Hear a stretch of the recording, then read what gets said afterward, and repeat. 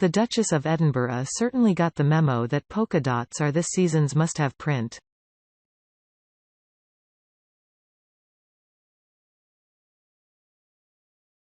Sophie, 58, looked resplendent as she joined King Charles and Prince Edward at the Buckingham Palace reception for winners of the King's Award for Enterprise.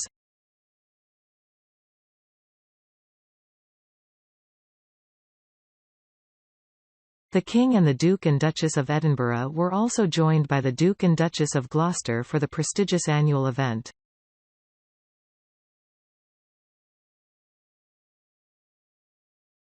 Members of the royal family set about congratulating the 148 UK businesses recognised in the awards.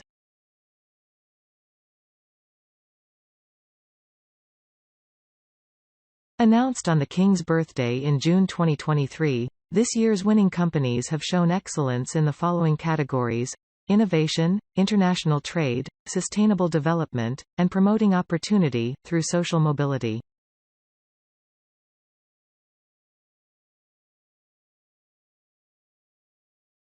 Looking resplendent in a neat calf-length white dress with black polka dots and roses, Sophie managed to combine smart and casual for the event.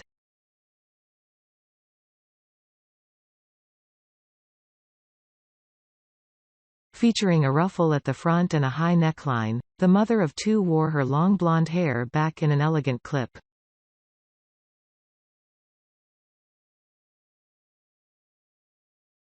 Keeping her hair off her immaculately made-up face, Sophie added a pair of gold drop earrings to finish her stunning look.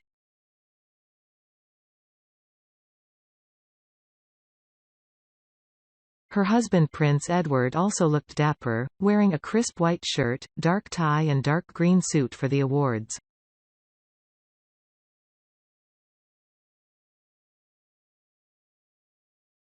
Meanwhile, King Charles appeared in fine spirits as he met guests, often seen flanked by his equerry Lieutenant Colonel Jonathan Thompson.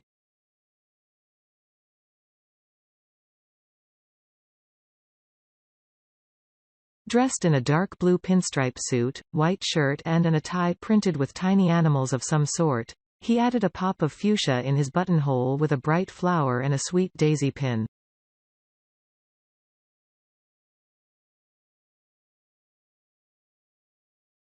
Since the creation of the awards in 1965, more than 6,500 businesses have been recognized.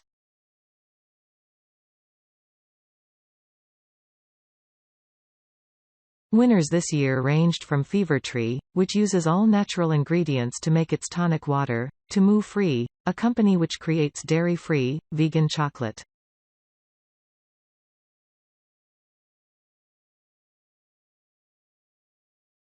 The accolades, which were known as the Queen's Awards to Industry, were first presented in 1966 and are overseen by the Queen's Awards Office at the Department for Business, Innovation and Skills.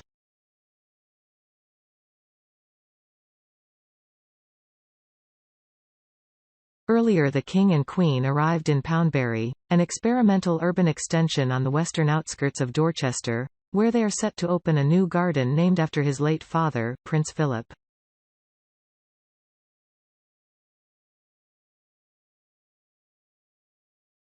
The King enjoyed a royal first today as he undertook a royal meet and greet with a group of well-wishers in their bathrobes and slippers.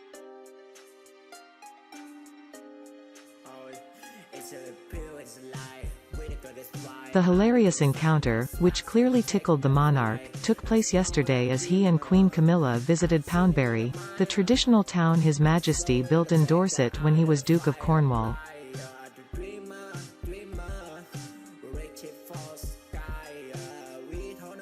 During an unannounced walkabout, he encountered the group who had been enjoying treatments at the local spa and hadn't had time to change in time to meet royalty.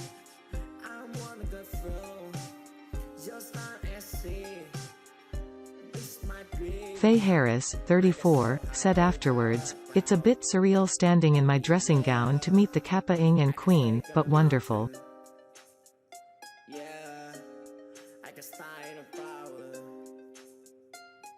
I was just having a spa treatment and they said, would you like to come out and see the King, and I said why not.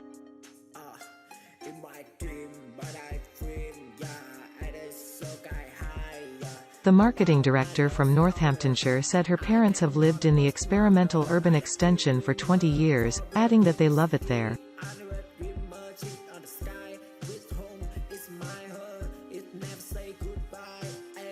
James and Tess, who also met the King and Queen in their bathrobes while enjoying the spa on their day off, said it was a different spa day than we were expecting.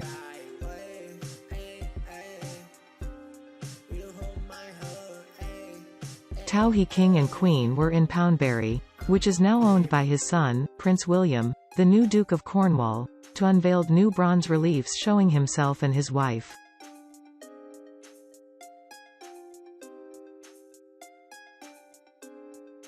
Sculptor Ian Rank Broadley watched on as the king lifted the velvet curtains back on the reliefs, marking the completion of the village's central hub, Queen Mother's Square.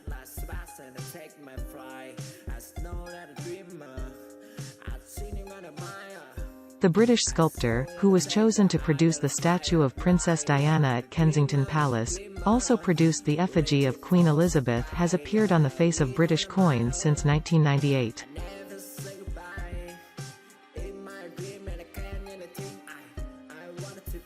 After the unveiling, he said, "It's very much a portrait showing the preferred sides of their portraits that they want, so the importance of it is it's very much an image of the king as he would wish to see himself."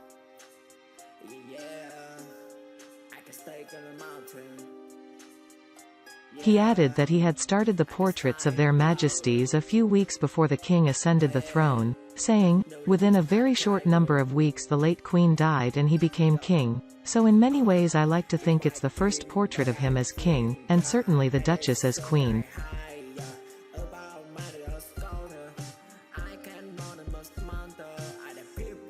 It's been a busy day for Sophie, Duchess of Edinburgh, as earlier today she opened the new Charfleet book bindery in Canvey Island.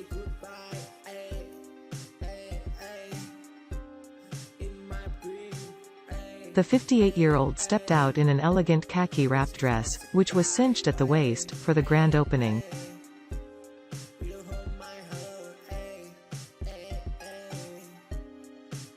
The royal beamed as she cut the red ribbon and got a tour of the new premises in Essex.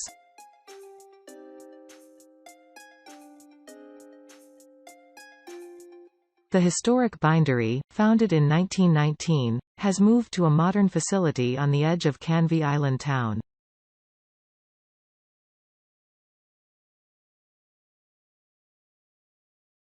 Charfleet, which specializes in producing high-end notebooks and diaries, was acquired in 2015 by the former head of fashion boutique Browns, Simon Burstein.